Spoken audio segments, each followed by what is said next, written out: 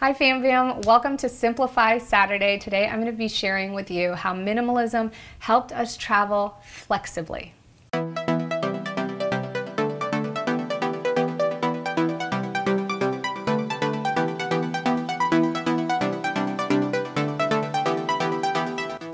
So what I mean by flexibly is being able to travel where you want, when you want, for how long you want, and to be able to make spontaneous plans by the moment.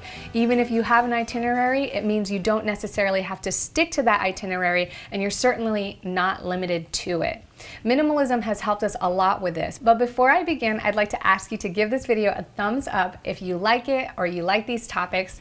As always, leave your questions and comments below. And if you're new here, thank you so much for checking this video out and checking my channel out. Subscribe for more videos on how to create a life worth living through simplifying the external and really honing in on our internal.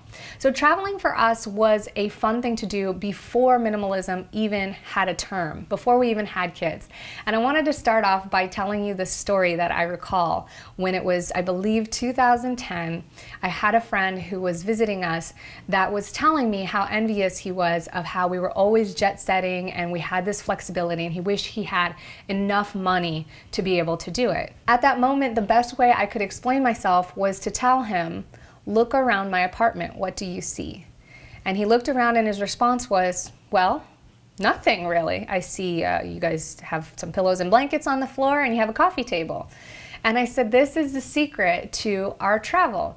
We literally own nothing, owe nothing, and we're obligated to nothing. And how little we require out of our lifestyle allows us to spend the extra money on traveling.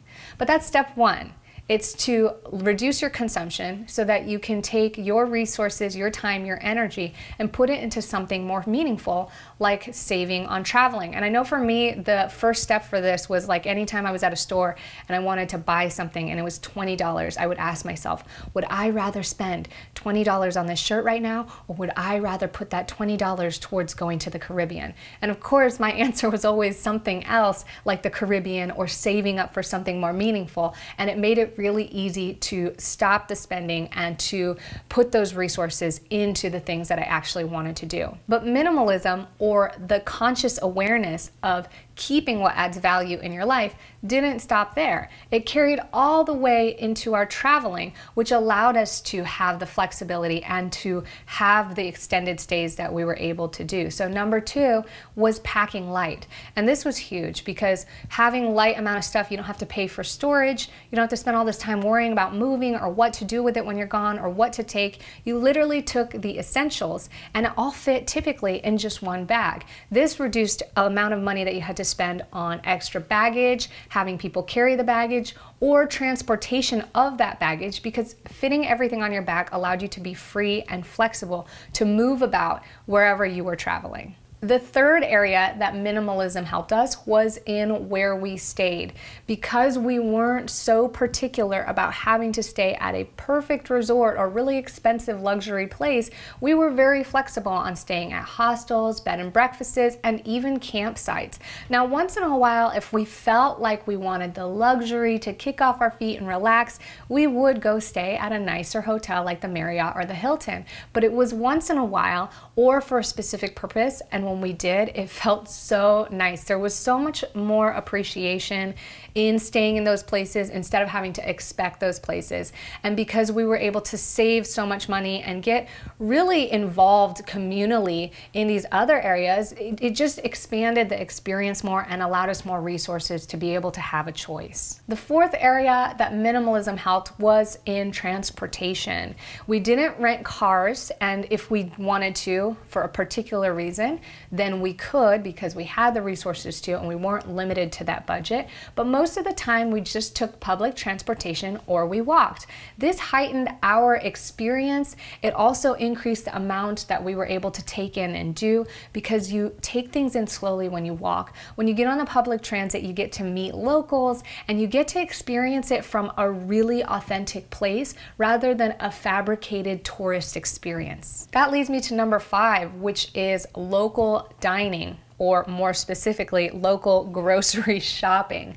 We often did what the locals do, rather than looking for the fancy schmancy restaurant. And again, if we wanted to and we took the one time to do that, that's great. But one of the biggest tips that I have is shop where the locals shop. If you're in a tourist area, don't shop where the tourists shop, because prices are inflated and oftentimes you don't really get the authentic local flavors. They tweak it to sort of cater to the different tastes of international people that are moving about. So to really get that local experience, shop where the locals shop, shop in the grocery stores, ask locals what's good, and if you can make local friends who are willing to invite you over for dinner, even better. So we've been talking about this a lot already, and that leads me to number 6, do like the locals do.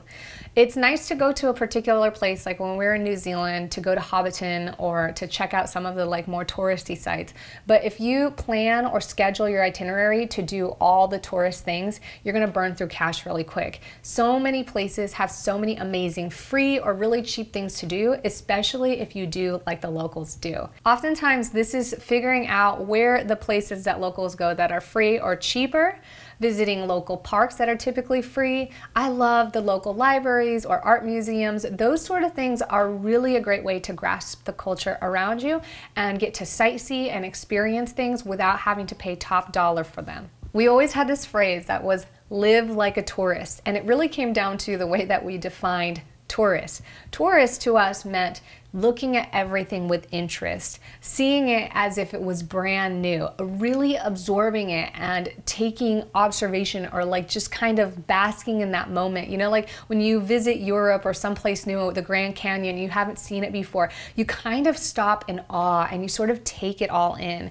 You can do this anywhere you go, even in your hometown. They call it staycation when you go on vacation but you don't go anywhere, because you're able to just actually relax, slow down, and really take in and absorb everything around you. Really appreciate the culture and the things that make the place that you're at unique and different. So the last thing on my list is work and live like a local. And this might not be something that is an option for everybody, but for us, if we really wanted to extend our stay, we were totally open to doing things that allowed us to make money when we were gone. This is something that my husband was actually really good at. He typically went on vacation for an extended period of time and came back with more money than when he left, because he found things like working at a sheep farm or a local inn or tour guiding to help with that allowed him to make an income while he was gone. And in my opinion, this is actually a more rich immersion of an experience, to actually feel what it feels like to live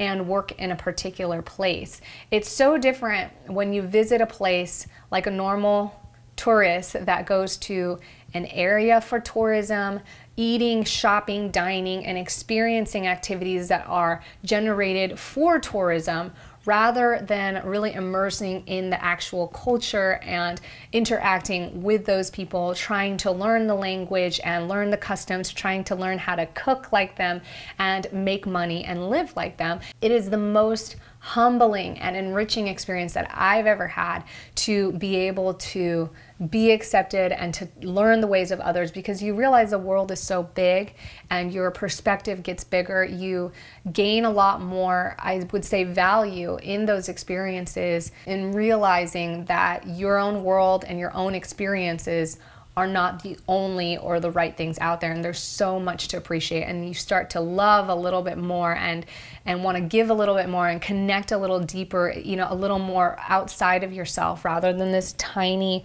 world that we can get caught up in. So minimalism has not only allowed us to travel flexibly at the end of the day, it's allowed us a very rich, deep, valuable, and meaningful experience, and in a way cultivated it so that that cycle can continue on, rather than depleting our resources in order for us to fill it back up to take more time to do this again. It sort of feeds itself, and it can continue on, which leads me to the end of this video and a recap of the story that I began with about my friend who asked me how we could travel. He ended up selling everything: his car, his cell phone, his computer, and he bought a one-way ticket to Southeast Asia and he never came back. He ended up traveling for years and years. I was so inspired that he just took this and flew with it. And he spent years traveling the world from one place to another, acquiring certifications like yoga, rock climbing, scuba diving, fire dancing, so that he can make a living while he was doing it. He was enriched with culture, gained dual citizenship, and to this day still jet sets frequently. So it was an inspiring thing for me to see somebody really take this fully and make it happen for themselves, because that's what they felt like added value and meaning to their life. And if travel is something that you wanted to do more of, I hope this video has helped you tremendously in ways or ideas that minimalism, or the conscious choice of keeping what adds value in your life and removing what doesn't, can do for you. Thank you so much for watching this. I hope you guys enjoy the rest of your weekend, and I'll be back here for more minimalism on Monday. Ciao for now.